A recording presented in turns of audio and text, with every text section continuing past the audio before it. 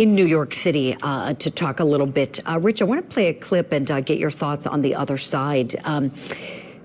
The woman who gave testimony that ended up causing the mistrial, Mercedes Sissick, Eric Robinson's ex-fiance, was who he was staying with apparently because he couldn't stay at the house with his other two roommates, his ex-girlfriend, Isabella Tagliarini, and the victim, Nicholas Wilcox.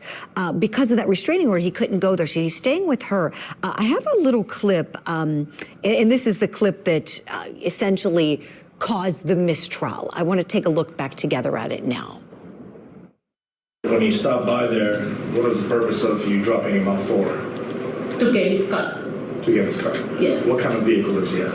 A Cadillac. What color? I think it was like green, dark green, I believe. Okay. And was it an SUV or was it a sedan? Sedan. Sedan. Now, did you leave him there? Did he stay there or what happened? I just left him there and I just came home. After you came home, was there any point in time where the defendant, Mr. Robinson, came to your house? He came to my house and with some of his stuff, belongings. Okay. How much stuff? It was like a trash bag with clothes and stuff. Why didn't you just stay at his residence? Objection, speculation. If you know. Well, yeah, let's ask it that way. First off, if she has knowledge of that. Do you know why he didn't stay at his residence?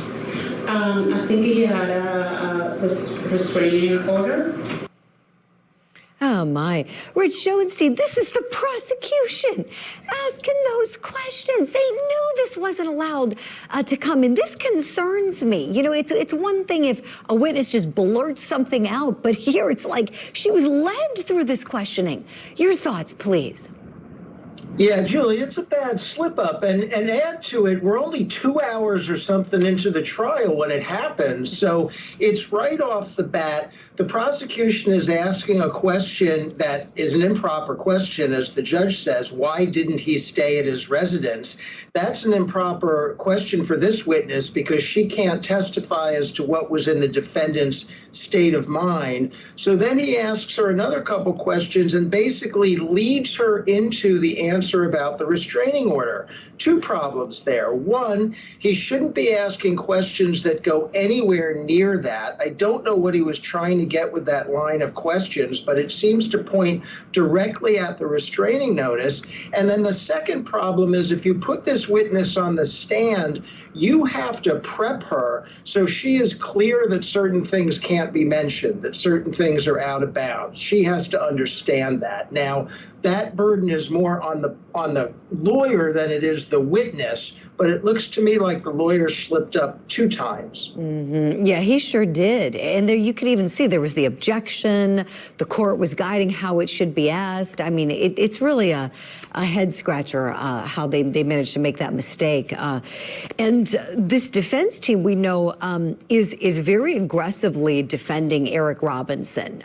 This isn't one where they're just going to sit back and let the state, prove its case. They're going to challenge the state's theory that they got the wrong guy. The state's saying he's the guy who did the homicide. We know 2 people were in the house at the time, him and Isabella Tagliarini. And the defense is saying, guess what? The other person did the homicide, that it was Isabella Tagliarini. We've got a clip from the defense opening statement where they don't shy away from blaming her. Let's take a listen to some of that now, and I'll get your take on the other side, Rich.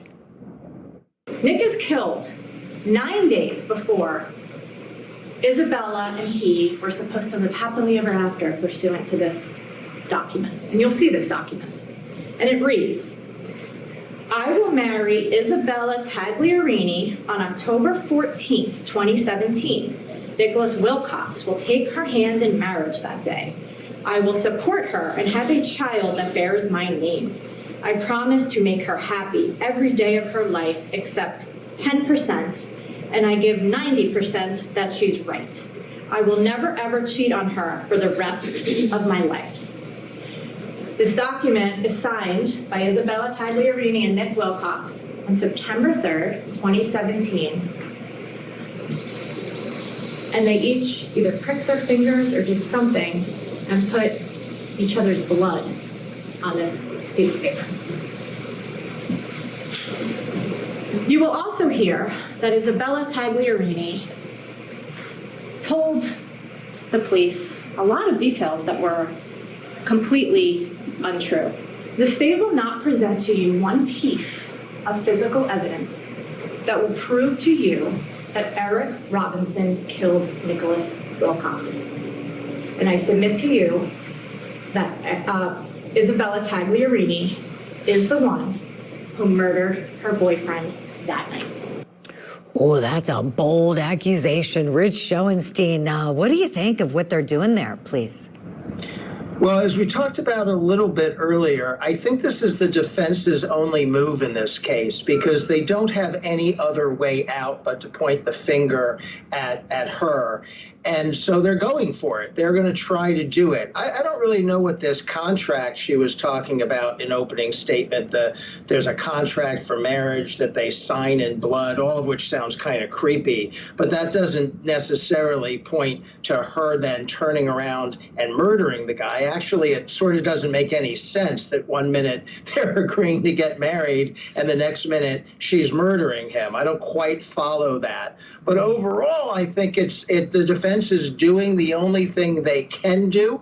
And you're right, they're being aggressive about it. Apparently, they came to court this morning trying to get some more evidence, some new evidence into the case. The judge shot them down, but it shows they were working over the past week when they had some time off.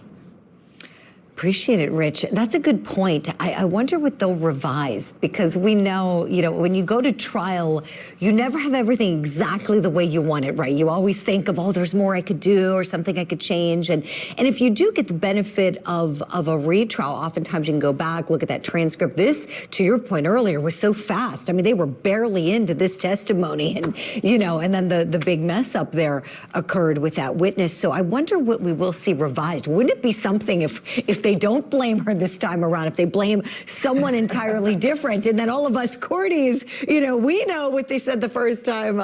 We'll have to see. Rich Schoenstein, I'm so glad you're with us on the program. Stand by for us, please.